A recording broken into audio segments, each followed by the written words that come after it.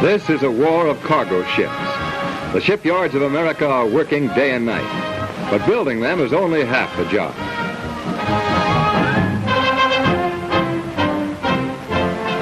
Crews must be built too, and built fast. 100,000 men must learn the ways of ships in 2 short years. Here at Hoffman Island in lower New York Bay, experienced seamen learn new things about new ships, new ways to meet new dangers.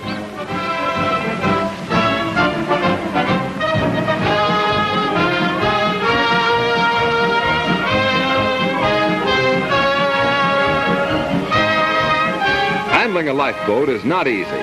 A torpedo doesn't wait for men to learn. Trained men, experienced men, know what to do.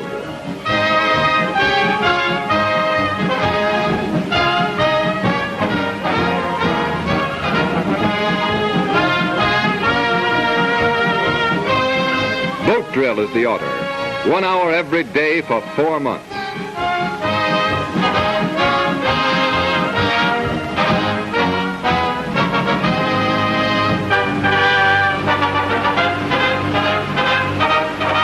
Target practice. American seamen are trained to meet the unexpected.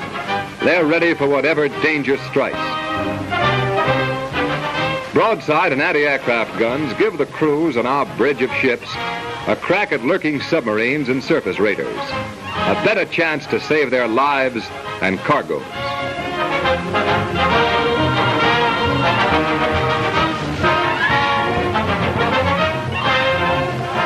Nothing that can protect the men and ships from wartime dangers is overlooked. Gas rescue work is vital when fire strikes at sea. Another case when knowing how saves lives.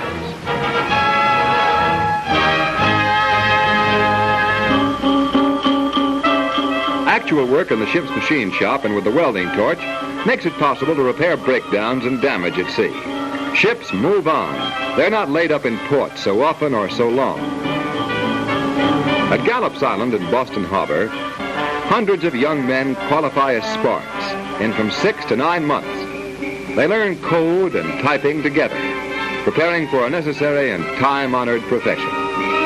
They learn a democratic discipline, stern but necessary to the safety of any ship. The rules of seamanship and conduct that fit them for a job at sea.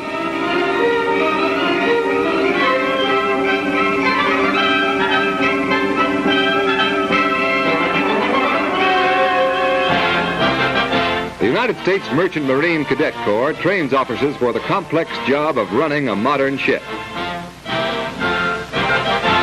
Navigation, to steer a ship and see her through, to know the compass, to deliver cargoes safely.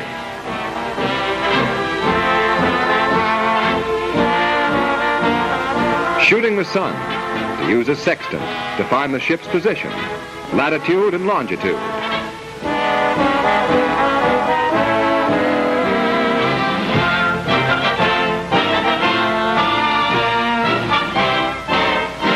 Read the charts and plot a course along the right sea lanes, moving with wind and tide and current, steering clear of danger.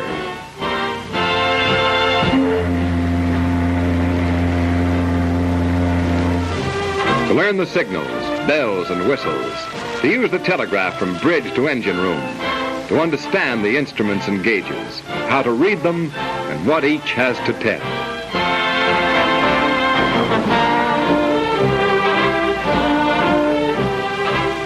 Powerful, modern engines drive our Victory fleet. The men who run them get a thorough training for their important task.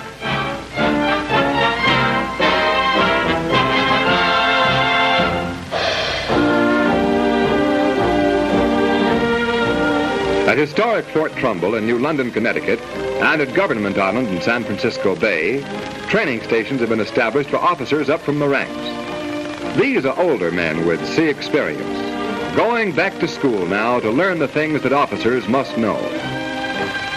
Mathematics for navigation and engineering, spherical trigonometry and calculus.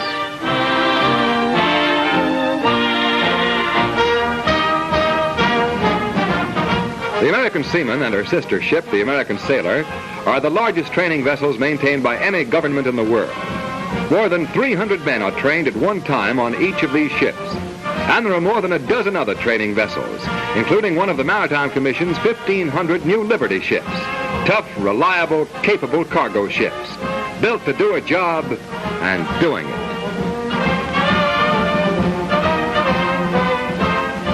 From waterfront cities, small towns and farms, boys and young men come for these training courses.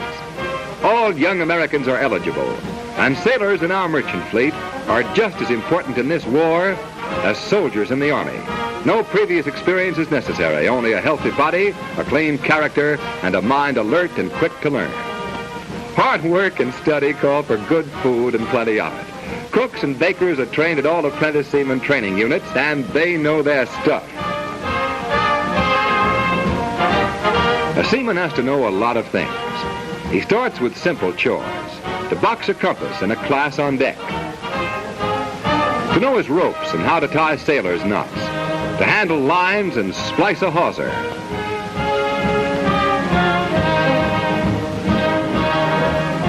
to know the meaning of the signal flags, to read and send messages in code with semaphore. These are a few of many things he learns. The day's work starts with washing down the decks. Both ships and men are better if they're clean.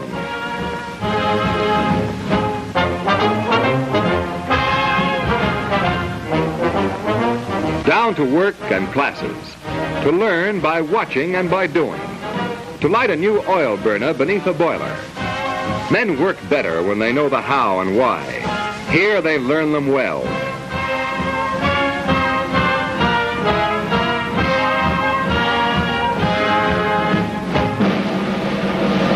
Abandoned ship, boat drill.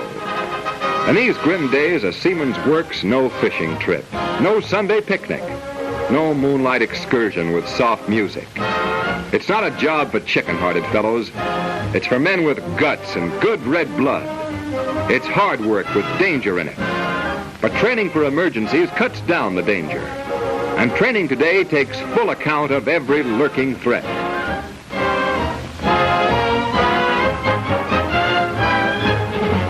Come what may, trained men know what to do. That's why there's more and more of this knowing by doing. Learning how to launch a lifeboat.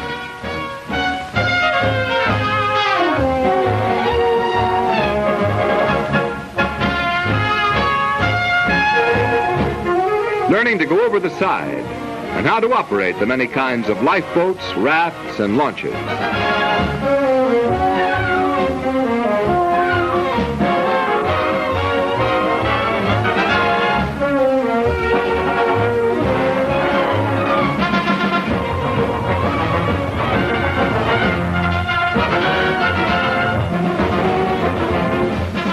Graduation muster. They're full-trained seamen now, ready to serve their country in the way they've chosen, ready for storm or danger or peace with the sea. In the greatest war the world has ever known, we fight with our lives. We are the United Nations, united across the seas by a bridge of ships.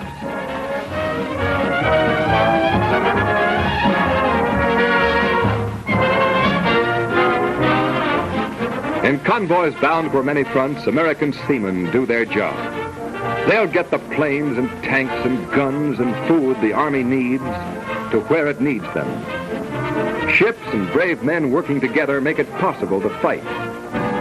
So we're building ships at scores of ports along our coast, building parts in Denver and Kansas City and Pittsburgh, and sending them by railroad to the sea, there to be joined, riveted, and welded, launched, and sailed away. Soon 3 a day, 2,300 merchant ships before the end of 1943 will come from United States shipyards. The Maritime Commission is building the ships, and the War Shipping Administration is training the men to sail them. If you have never been to sea but want to be trained for a sea job, apply to the local office of the United States Employment Service or the War Shipping Administration's enrolling office in your city.